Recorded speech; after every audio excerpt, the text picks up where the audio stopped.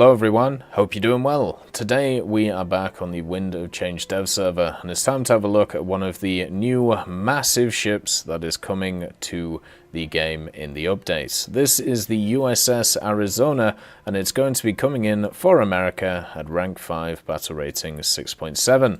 This vehicle is of course in the Blue Water Fleet, and it is after the Wyoming, since this is another massive battleship. This is specifically the 1936 variant of the Arizona, with the four triple-mounted 14-inch guns, 2 on the front as you can see here, and also 2 on the back with a rail as well. So that's basically what you are getting from a main armament point of view, which is quite impressive. And then from a secondary, you have 12 5-inch Mark 7s and 8 5-inch Mark 11s, which you can see dotted across this ship. You have the Mark 11s here and the Mark 7s right next to them on the little sides, which are built into the machine itself. And then you have 8 12.7mm guns for your AA department. So 12.7mm, maybe if there was 50 of them, it might be nice, but unfortunately 8 is not going to do too much for a machine like this. So with the Arizona coming into the game, it's kind of a surprise when it comes to the US tech tree, because we haven't had a ton of growth in it compared to other nations. But I think that's more just about the fact of if we did have a ton of growth in the American tech tree, it would just take over the game. So give it a few years and we'll see way more machines like the Arizona.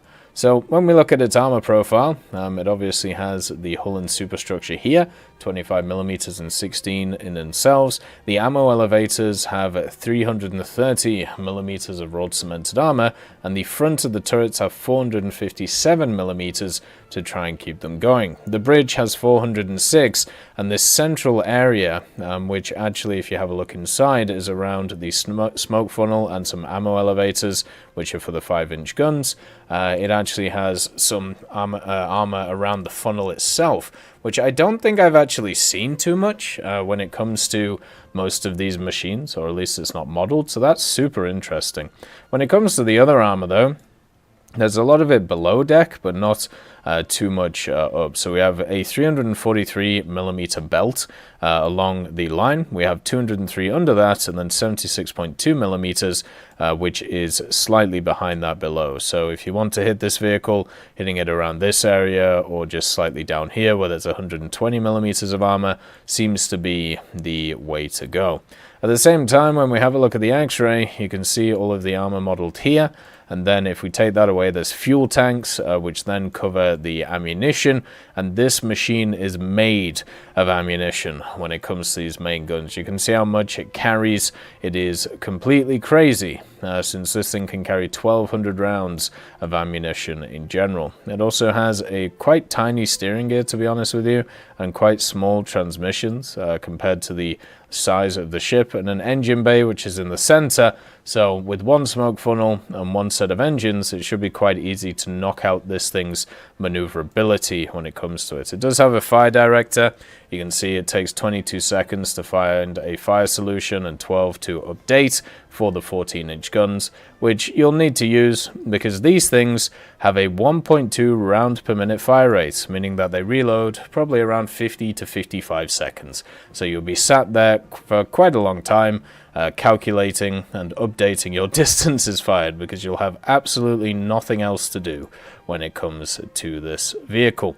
It also has a little Diddy fuel tank in the front of the nose of the ship, which is kind of interesting over here.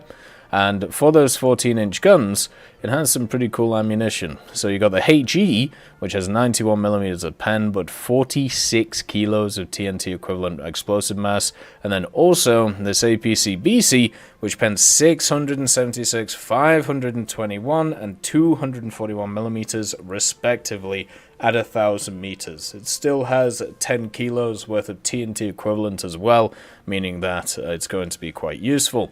The HE is the stock one, but at least you can get this AP at rank 1.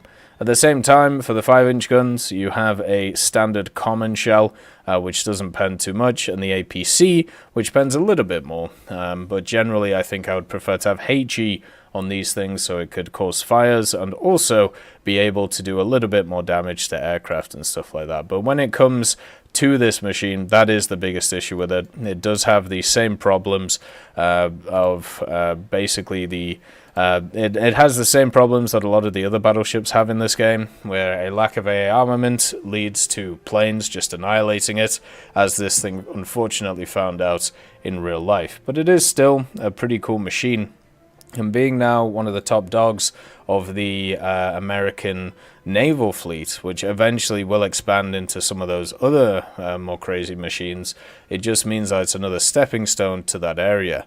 We have the North Dakota now, the Wyoming, and the Arizona for battleships, so you can now run a 3-stacked lineup of them if you feel like it. So just to give you an inkling or an idea of how this thing functions when it comes to its general layout, you can see one of the major issues that I have with this thing. So let's see if we have a target over there. So let's get this thing moving, since it's obviously quite slow.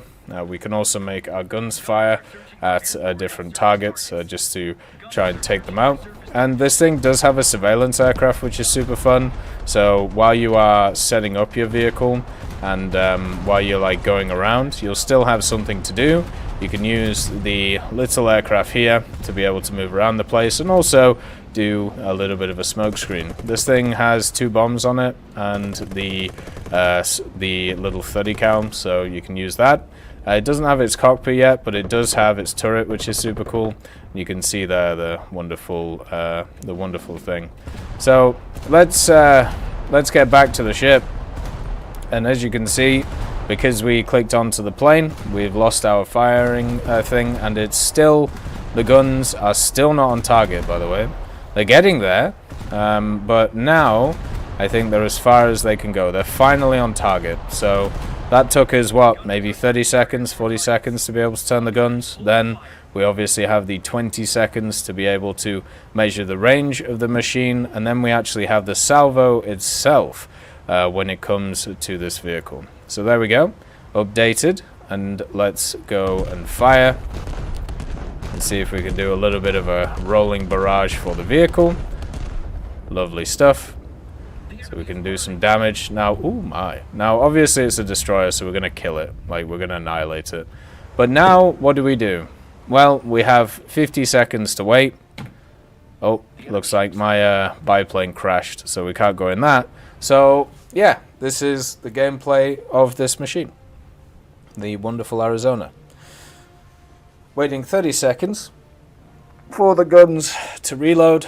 Maybe we can slightly alter our course, you know. Maybe we could go over here. Oh, maybe we could get the 5 inches firing so we can at least hear something, a bit of ASMR as we're going around the place. But don't worry, we nearly can fire again. But because we're firing at another target, of course, we have to wait to update the range. Luckily it has done, but because we're going so slow, now we can get them off. So all the guns are reloaded now. Let's fire again.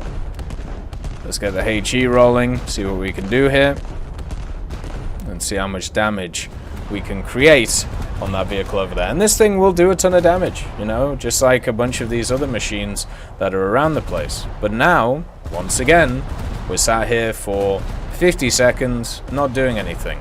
And in this time, you know, you could try and use the 5 inches if you wanted to, or you could use the 12.7s, but most of the time you're just going to be sat around just not doing a lot. So from a gameplay point of view, this thing might be incredibly effective because of the guns itself, but the fire rate is really going to limit it, especially if your turrets keep getting knocked out by either HE or fires, which happens a decent amount at high tiers, especially when people aren't spaded.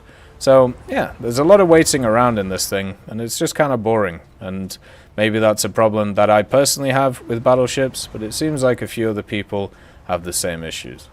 I hope you all have a wonderful day, and I'll see you next time.